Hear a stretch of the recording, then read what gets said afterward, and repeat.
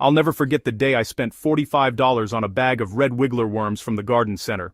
Don't get me wrong, I was excited about starting my worm composting journey and building healthier soil, but as I drove home with my expensive bag of squirming creatures, I couldn't shake the feeling that there had to be a better way. Turns out, I was absolutely right.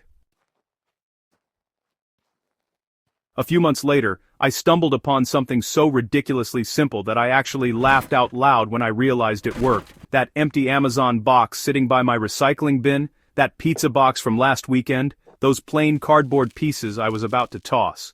They were actually the secret to attracting hundreds, maybe thousands, of worms to my garden for absolutely free. No more ordering worms online, no more trips to the bait shop, just cardboard, water, and a little patience. Today, I'm going to share this game-changing technique that's completely transformed how I build soil fertility, and I promise you'll be looking at cardboard in a whole new light by the time you finish reading this.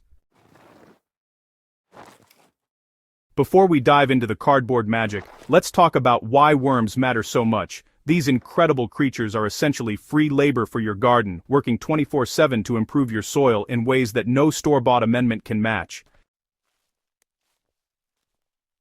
Earthworms tunnel through your soil, creating channels that improve drainage and allow plant roots to penetrate deeper. Their castings, yes, I'm talking about worm poop, are one of the most nutrient-rich natural fertilizers you can get. We're talking 5 times more nitrogen, 7 times more phosphorus, and 11 times more potassium than the surrounding soil. That's not marketing hype, that's actual science.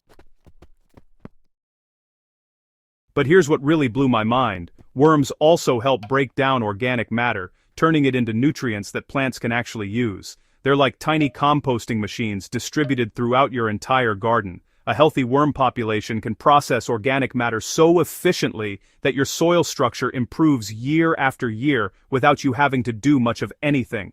The problem is, most of us don't have enough worms naturally occurring in our gardens, especially if we're dealing with compacted clay soil or areas that have been chemically treated. That's where the cardboard trick comes in.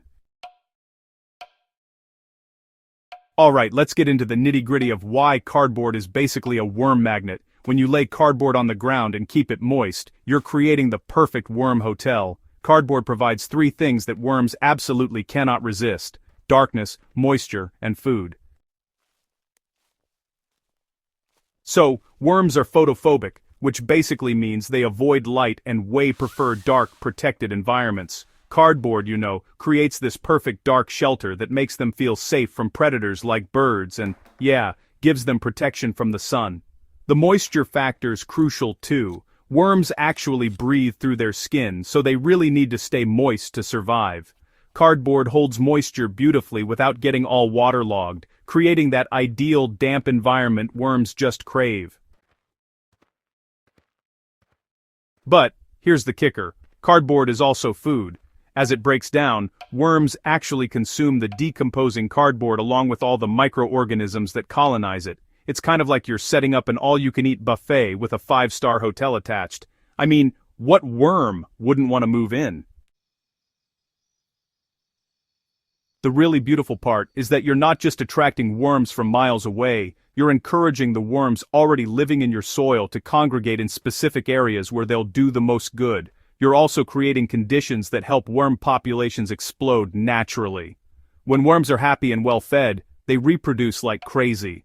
A single worm can produce several cocoons per week, and each one contains multiple baby worms. Let me walk you through exactly how I do this because the technique is simple, but there are a few key details that make all the difference. First, you need the right kind of cardboard. Plain corrugated cardboard works best. Think shipping boxes, not glossy printed material or wax-coated boxes. Remove any tape, stickers, and staples. I keep a stack of broken down boxes in my shed specifically for this purpose, and honestly, I'm always excited when packages arrive now, because it means more worm habitat material. Choose the area where you want to boost your worm population. This could be an existing garden bed, a new area you're preparing for planting, or anywhere you want to improve the soil. I've used this technique in vegetable beds, around fruit trees, and even in areas of my lawn that I'm converting to garden space. Lay your cardboard pieces directly on the soil, overlapping them by several inches so there are no gaps. If you're dealing with grass or weeds, don't worry about removing them, just mow them down short and lay the cardboard right on top. This actually works to your advantage because as that vegetation breaks down beneath the cardboard, it provides even more food for the worms. Now comes the crucial part. You need to thoroughly soak that cardboard. I mean really drench it until it's completely saturated. I use a hose with a spray nozzle and spend a good 5 to 10 minutes making sure every bit is wet. Dry cardboard won't attract worms, they need that moisture.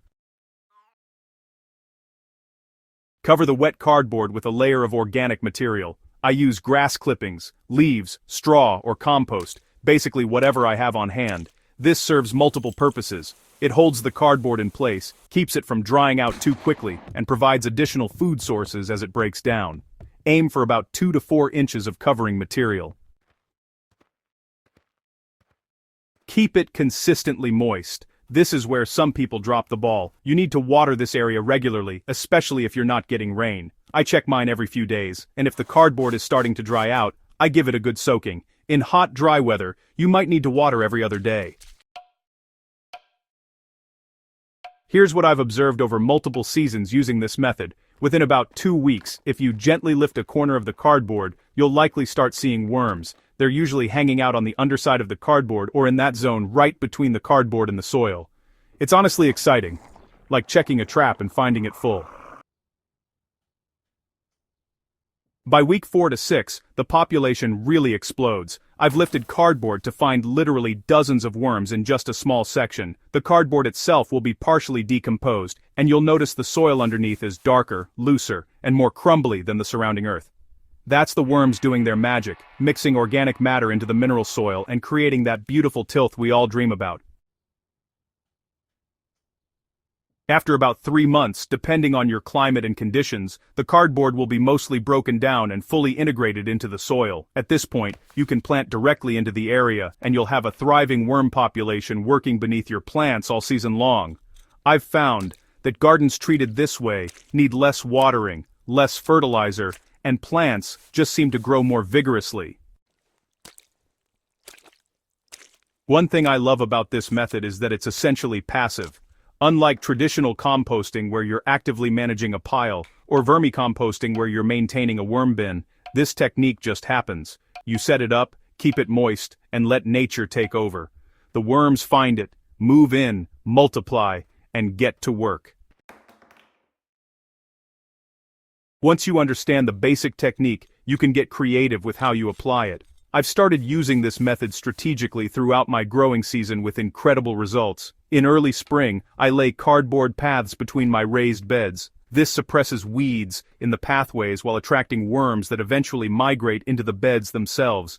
By midsummer, those paths have partially decomposed, and I can work that worm-rich material right into my beds for fall planting.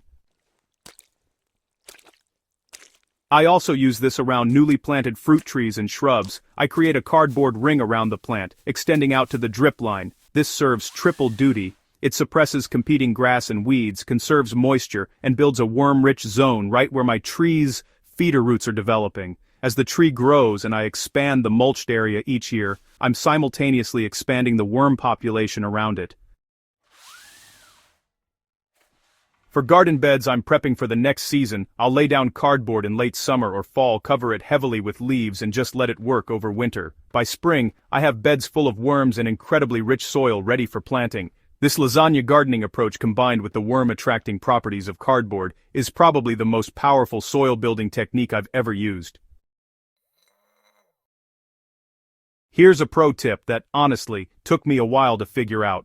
Timing matters. Worms are most active when soil temperatures are between 50 and 70 degrees Fahrenheit. In my zone, this means spring and fall are the best times to start this process. If you try it in the heat of summer or the dead of winter, you'll still get results, but they'll be slower. Work with the seasons, and you'll see faster results.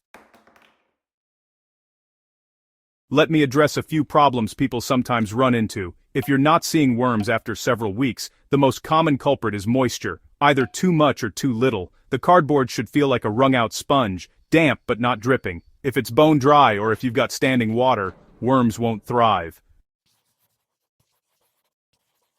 Another issue is using the wrong type of cardboard. You should avoid anything with glossy coating, heavy inks, or wax. Instead, stick with plain corrugated boxes. I've learned that pizza boxes work great as long as they're not too greasy, and honestly, egg cartons are fantastic for smaller applications. Some people worry about attracting pests, but honestly, I've never had an issue. The key is keeping that cardboard covered with mulch material. Exposed cardboard can attract slugs or provide habitat for rodents, but when it's properly covered and integrated into your mulching system, it just becomes part of the garden ecosystem.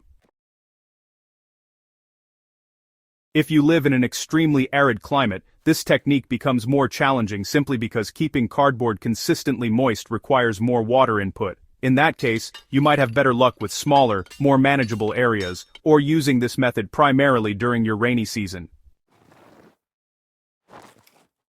This simple cardboard trick has saved me hundreds of dollars over the years and has completely transformed my soil quality. I've gone from buying worms to having more worms than I know what to do with, and they're doing incredible work throughout my entire garden. The beauty of this method is that it's accessible to everyone. Whether you're gardening in containers on a balcony or managing acres of land, you can use cardboard to build thriving worm populations. I'd love to hear about your experiences with this technique. If you try it out, let me know in the comments how it works for you. And if you found this helpful, make sure to subscribe to Grow with Soil for more practical, money-saving gardening tips that actually work. Share this with your fellow gardeners who are still buying worms. Let's spread the word about this ridiculously simple trick.